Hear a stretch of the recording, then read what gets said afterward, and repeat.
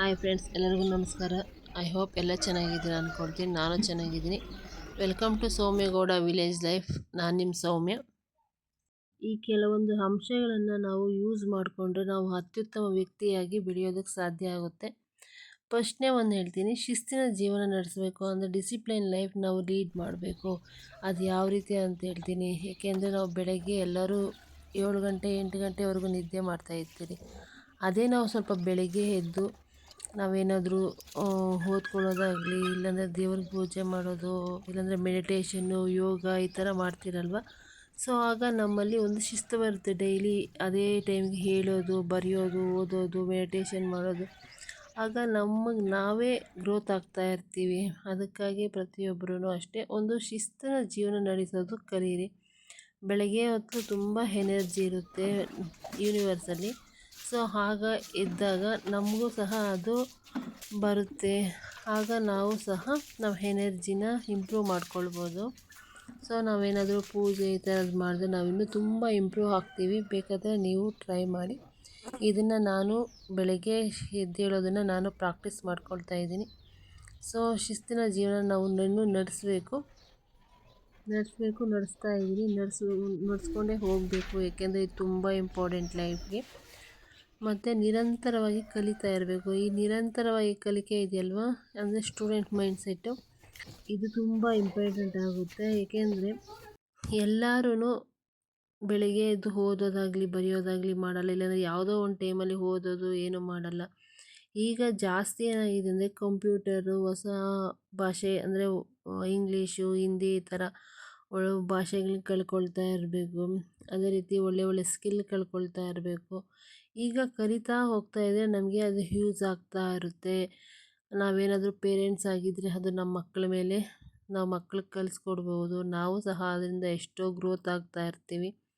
So ಅದಕ್ಕಾಗಿ ನಾವು ಕಲಿಕೆ ಅನ್ನೋದನ್ನು ನಾವು ಸ್ಟಾಪ್ ಮಾಡ್ಬೋದು. ನಮ್ಗೆ ವಯಸ್ಸಾಗಿದೆ ಅನ್ನೋದನ್ನ ಬಿಟ್ಬಿಟ್ಟು, ನಮಗಿನ್ನೂ ವಯಸ್ಸಾಗಿಲ್ಲ ಅಂದ್ಬಿಟ್ಟು ನಾವು ಥಿಂಕ್ ಮಾಡಿ ಆರಾಮಾಗಿ ನಾವು ಪ್ರತಿಯೊಂದನ್ನು ಕಲ್ತ್ಕೊಂಡು ಹೋಗ್ತಾ ಇರಬೇಕು.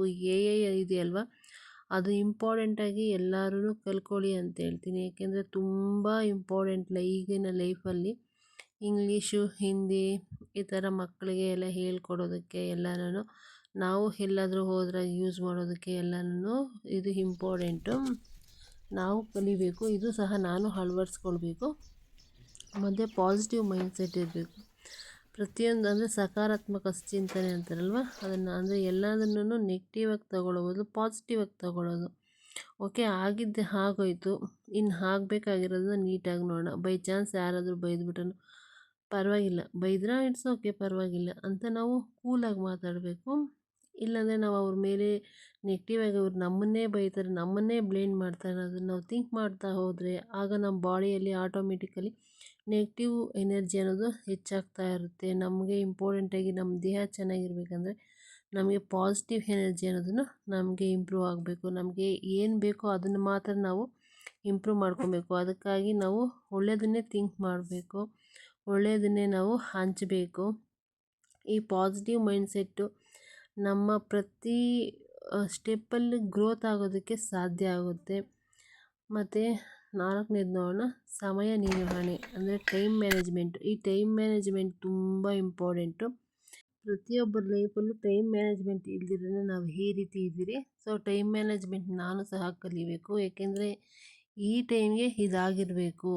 ನಾನು ಬೆಳಿಗ್ಗೆ 7 ಗಂಟೆಗೆ ಹೇಳ್ತೀನಿ ಅಂದರೆ 7 ಗಂಟೆಗೆ ಹೇಳೋ ಬದಲು ಅದನ್ನೇ ಒಂದು ಟೈಮ್ ಟೇಬಲ್ ಹಾಕ್ಕೊಂಡು ನಾನು 5 ಗಂಟೆಗೆ ಹೇಳ್ತೀನಿ ಅಂತ ಮಾಡಿಕೊಳ್ಬೇಕು. ನಾನು ಮತ್ತು ಕೊಟ್ಟಿರೋ ಅಸೈನ್ಮೆಂಟು ಇಷ್ಟರೊಳಗಡೆ ನಾನು ಸಬ್ಮಿಟ್ ಮಾಡ್ತೀನಿ ಅಂದರೆ ಅದನ್ನು ಅಷ್ಟರೊಳಗಡೆ ಸಬ್ಮಿಟ್ ಮಾಡಿಬಿಡ್ಬೇಕು.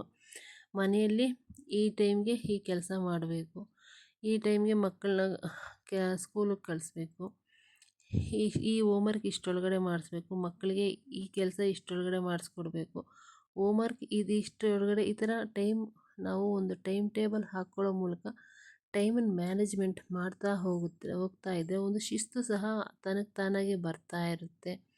ಸೊ ಆಗ ನಾವು ಟೈಮ್ನ ಉಳಿಕೆ ಮಾಡ್ತೀರಿ. ಮತ್ತು ಯಾವ ರೀತಿ ಯಾವ ಫೀಲ್ಡಲ್ಲಿ ಆಗ್ತಾಯಿದ್ರೆ ಪಾಸಿಟಿವ್ ಆಗಿ ಆಗ್ತಾಯಿದ್ರೆ ನೆಗೆಟಿವ್ ಆಗಿ ಆಗ್ತಾಯಿದ್ರೆ ಸಹ ನಮಗೆ ಗೊತ್ತಾಗುತ್ತೆ. ಮತ್ತು 5ನೇ ಪಾಯಿಂಟ್ ಬಂದು ಆರೋಗ್ಯದ ಕಡೆ ಗಮನ. ಏಕೆಂದರೆ ನಾವು ಪ್ರತಿಯೊಬ್ಬರೂ ಅಷ್ಟೇ ದುಡ್ಡಿಂದೇ ಓಡ್ತಾ ಇದ್ದೀವಿ. ಯಾವತ್ತೂ ಅಷ್ಟೇ ದುಡ್ಡು ನಮ್ಮಿಂದೆ ಓಡಿ ಬರುವಂತೆ ಮಾಡಬೇಕು ಹೊರತು ನಾವು ದುಡ್ಡಿಂದೇ ಓಡಬಾರ್ದು. ಆದ್ದರಿಂದ ನಾವೇನು ಮಾಡ್ತಾಯಿದ್ದೀವಿ, ನಮ್ಮ ಆರೋಗ್ಯನ ಕಡೆಗಣಿಸ್ತಾ ಇದ್ದೀವಿ. ಯಾವತ್ತೂ ಅಷ್ಟೇ ಆರೋಗ್ಯಗಳನ್ನ ತುಂಬ ಎಚ್ಚರಿಕೆಯಿಂದ ನೋಡ್ಕೊಳ್ಬೇಕು. ಏಕೆಂದರೆ ಈ ಭೂಮಂಡಲದಲ್ಲಿ ತುಂಬ ಜೀವಿಗಳಿದ್ದಾವೆ. ಅದಕ್ಕೆ ಎಲ್ಲದಕ್ಕಿಂತ ತುಂಬ ಶ್ರೇಷ್ಠವಾದದ್ದು ಈ ಮಾನವನ ಜನ್ಮ. ಅದಕ್ಕಾಗಿ ನಾವು ಬದುಕಿದಷ್ಟು ದಿನವೂ ಆರೋಗ್ಯವಂತರಾಗಿ ಬದುಕಬೇಕು. ನಮಗೆ ಎಲ್ಲಿ ಹೆಲ್ತ್ ಇರುತ್ತೋ ಅಲ್ಲಿ ವೆಲ್ತ್ ಇದ್ದೇ ಇರುತ್ತೆ. ಎಲ್ಲಿ ಹೆಲ್ತ್ ಇರಲ್ಲೋ ಅಲ್ಲಿ ವೆಲ್ತ್ ಇರೋಕ್ಕೆ ಸಾಧ್ಯ ಇಲ್ಲ. ಅಂದರೆ ನಮ್ಮ ಆರೋಗ್ಯದ ಮೇಲೆ ನಮ್ಮ ದುಡ್ಡು ಸಹ ಡಿಪೆಂಡ್ ಆಗಿರುತ್ತೆ. ನಮಗೆ ಚೆನ್ನಾಗಿದ್ದರೆ ನಾವು ಎಷ್ಟು ಕೋಟಿಗಳು ಬೇಕಾದರೂ ಮಾಡ್ಬೋದು. ನಾವು ಏನಾದರೂ ಆರೋಗ್ಯವಾಗಿ ಹೀನಾಯ ಸ್ಥಿತಿಗೆ ಬಂದ್ರಂದರೆ ನಮಗೆ ದುಡ್ಡಿಲ್ಲ ಅಂದರೆ ಏನು ಮಾಡೋದಕ್ಕಾಗಲ್ಲ. ಅದಕ್ಕಾಗಿ ಪ್ರತಿಯೊಬ್ಬರೂ ಆರೋಗ್ಯದ ಮೇಲೆ ಗಮನ ಕೊಡಿ. ಆರೋಗ್ಯದ ಕಡೆ ಗಮನ ಕೊಡೋದ್ರಿಂದ ನಾವು ಆರೋಗ್ಯವಾಗಿ ಬದುಕೋದಕ್ಕೆ ಸಾಧ್ಯ ಆಗುತ್ತೆ. ಸೊ ಯಾವತ್ತೂ ಅಷ್ಟೇ ನಾವು ರಿಗ್ರೆಟ್ ಫೀಲ್ ಆಗಬಾರ್ದು. ಯಾವತ್ತೂ ಅಷ್ಟೇ ನಾವು ಪಾಸಿಟಿವ್ ಆಗಿ ಥಿಂಕಿಂಗ್ ಮಾಡಿ ಹ್ಯಾಪಿಯಾಗಿ ಒಳ್ಳೆ ಹೆಲ್ತ್ ಲೀಡ್ ಮಾಡೋ ಥರ ಇರಬೇಕು. ಮತ್ತು ತಪ್ಪುಗಳನ್ನು ನಾವು ಕಲಿಬೇಕು. ತಪ್ಪುಗಳಿಂದ ಒಂದು ಹೊಸದನ್ನು ಕಲಿಬೇಕು. ಈ ಬಾರಿ ನಾನು ತಪ್ಪು ಮಾಡಿದ್ದೀನಿ ಅಂದರೆ ಆ ತಪ್ಪಿಂದ ನಾವು ಹೊಸದನ್ನು ಕಲ್ತಿರ್ತೀವಿ. ಅದನ್ನು ರೈಟ್ ಮಾಡಿಕೊಂಡು ನಾವು ಏನು ತಪ್ಪು ಮಾಡಿದರೆ ಮತ್ತೆ ಅದನ್ನು ಮಾಡೋದಕ್ಕೆ ಹೋಗಬಾರ್ದು. ಆಗ ಏನಾಗುತ್ತೆ ಅಂದರೆ ಆಟೋಮೆಟಿಕಲಿ ನಾವು ಒಳ್ಳೆ ದಾರಿ ಹೋಗೋದಕ್ಕೆ ಸಾಧ್ಯ ಆಗುತ್ತೆ. ನಮಗೆ ತಪ್ಪುಗಳಿಂದ ಕಲಿಕೆ ಅನ್ನೋದು ತುಂಬ ಇಂಪಾರ್ಟೆಂಟು. ತಪ್ಪು ನಮ್ಮನ್ನು ಯಾವ ರೀತಿ ಕರ್ಕೊಂಡು ಹೋಗುತ್ತೆ ಮತ್ತು ಅದನ್ನೇ ಒಳ್ಳೆಯ ಕಡೆ ನಾವು ಎನರ್ಜಿ ಹಾಕಿದಾಗ ನಾವು ಯಾವ ರೀತಿ ಡೆವಲಪ್ ಆಗ್ತೀವಿ ಅನ್ನೋದು ತುಂಬ ಇಂಪಾರ್ಟೆಂಟು. ಮತ್ತು ಸಮಯ ಮತ್ತು ತಾಳ್ಮೆ ಅನ್ನೋದು ತುಂಬ ಇಂಪಾರ್ಟೆಂಟು. ಆಲ್ರೆಡಿ ಇಷ್ಟು ವರ್ಷ ಆಗಿದೆ ನಾನು ಹುಟ್ಟಿ, ಇನ್ನು ನಾನು ಎಷ್ಟು ವರ್ಷ ಇರ್ತೀನಿ ಅಂದರೆ ಮಾನವನ ಜನ್ಮ ನೀರಿನ ಮೇಲೆ ಗುಳ್ಳೆ ಇದ್ದಂತೆ, ಯಾವಾಗ ಸಾಯ್ತಿರೋ ಏನೋ ಗೊತ್ತಾಗಲ್ಲ. ಅದರಲ್ಲಿ ನಾವು ಯಾವ ರೀತಿ ಸಮಯನ ನಿರ್ವಹಣೆ ಮಾಡಿಕೊಳ್ಬೇಕು ಅಂದರೆ 100x24 ಲೆಕ್ಕ ಹಾಕ್ಕೊಂಡ್ರೆ ನಮಗೆ ಗೊತ್ತಾಗುತ್ತೆ ಎಷ್ಟು ಟೈಮು ಯಾವುದ್ರ ಮೇಲೆ ನಾವು ಟೈಮ್ ಸ್ಪೆಂಡ್ ಮಾಡಿದ್ದೀವಿ ಮತ್ತು ಇನ್ನು ಈ ಟೈಮನ್ನು ಯಾವ ರೀತಿ ಸ್ಪೆಂಡ್ ಮಾಡಬೇಕು. ಮತ್ತು ತಾಳ್ಮೆ ಅನ್ನೋದು ತುಂಬ ಇಂಪಾರ್ಟೆಂಟು. ಸುಮ್ಮನೆ ಸಿಟ್ಟು ಬರ್ತಾ ಇರುತ್ತೆ, ಕೋಪ ಬರ್ತಾ ಇರುತ್ತೆ, ಬೈತೀರಿ, ಈ ಥರ ಎಲ್ಲ ಮಾಡ್ತಿರಲ್ಲ, ಅದೇ ಒಂದು 2 ನಿಮಿಷ ಕೂತ್ಕೊಂಡು ಯೋಚನೆ ಮಾಡಿದಾಗ ಆಟೋಮೆಟಿಕ್ಕಾಗಿ ನಮಗೆ ತಾಳ್ಮೆ ಬರುತ್ತೆ. ಸೊ ಅದನ್ನು ಕಲಿಬೇಕು. ಯಾರಾದರೂ ಏನೇನು ಅಂತ ಇದ್ದರೆ ಒಂದು 2 ಮಿನಿಟ್ಸ್ ಸುಮ್ಮನೆ ಇದ್ಬಿಡಿ. ಆಗ ಆಟೋಮೆಟಿಕ್ಕಾಗಿ ನಮ್ಮಲ್ಲಿಗೆ ಒಂದು ಹೊಸ ಶಕ್ತಿ ಉದ್ಭವ ಆಗುತ್ತೆ.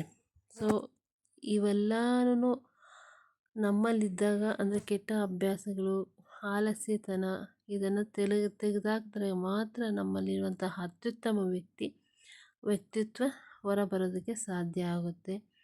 ಸೊ ಫ್ರೆಂಡ್ಸ್, ನಿಮಗೂ ಗೊತ್ತಿರುತ್ತೆ ಯಾವ ರೀತಿ ನಾವು ನಮ್ಮ ಲೈಫ್ನ ಲೀಡ್ ಮಾಡಬೇಕು. ಪಾಸಿಟಿವಾಗಿ ಮಾಡಬೇಕಾ ಇಲ್ಲಾಂದರೆ ನೆಗೆಟಿವಾಗಿ ಮಾಡಬೇಕಾ ಅಂತ ನಿಮಗೆ ಗೊತ್ತಾಗಿರುತ್ತೆ. ಈಗ ಅದು ತಿಳ್ಕೊಳ್ಳಿ. ಈ ಪಾಯಿಂಟ್ಸ್ ಆದರೂ ಇಟ್ಕೊಂಡು ನಿಮ್ಮ ಲೈಫಲ್ಲಿ ಡೈಲಿ ಏನು ಮಾಡಬೇಕು ಅನ್ನೋದ್ರ ಬಗ್ಗೆ ತಿಳ್ಕೊಳ್ಳಿ.